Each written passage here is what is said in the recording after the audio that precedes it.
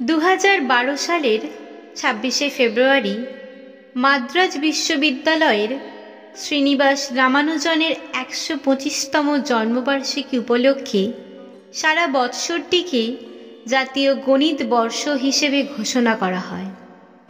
তৎকালীন প্রধানমন্ত্রী মনমোহন সিংয়ের তত্ত্বাবধানে প্রবাদ প্রতিম শ্রীনিবাস রামানুজনের জন্মদিন উপলক্ষে ওই দিনটি জাতীয় গণিত দিবস হিসেবে পালিত হয়।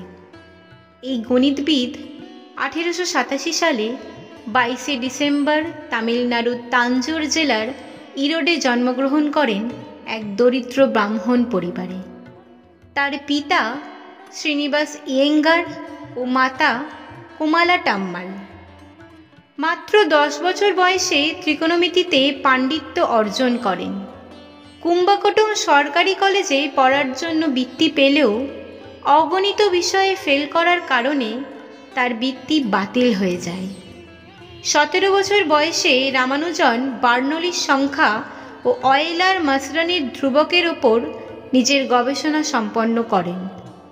তিনি পাই ও রুটের মান যে কোনো সংখ্যক দশমিক স্থান পর্যন্ত বলতে পারতেন। প্রথমে নিজের এই অদ্ভুত প্রতিভার বিচার নিজেই করতে পারেননি। তার বন্ধু তাকে জিএস কারের লেখা synopsis of elementary result in pure and applied mathematics বইটি পড়তে দেন। মূলত এই বইটি পড়েই তার গাণিতিক প্রতিভার বিকাশ ঘটতে শুরু করে। তিনি ম্যাজিক স্কোয়ারের গঠনের পদ্ধতি উদ্ভাবন করেন। কেমব্রিজের ট্রিনিটি কলেজের ফেলো জিএইচ হার্ডি রামানুজনকে অয়েলার ও গাউসের সমপর্যায়ের গণিতবিদ মনে করেন। তার অন্যতম অবদান 1729 নাম্বার, এটিকে ম্যাজিক নাম্বার হিসেবে আখ্যা দেওয়া হয়।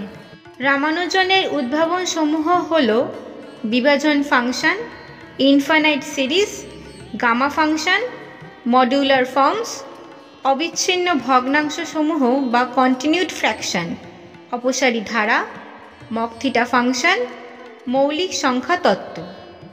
এছাড়া Ramanujan prime, Ramanujan theta function, tau function.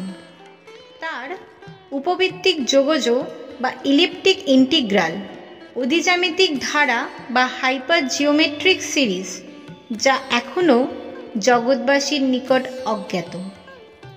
কিছুকাল যক্ষা রোগে ভোগার পর 1920 সালের 26শে এপ্রিল তিনি মৃত্যুবরণ করেন।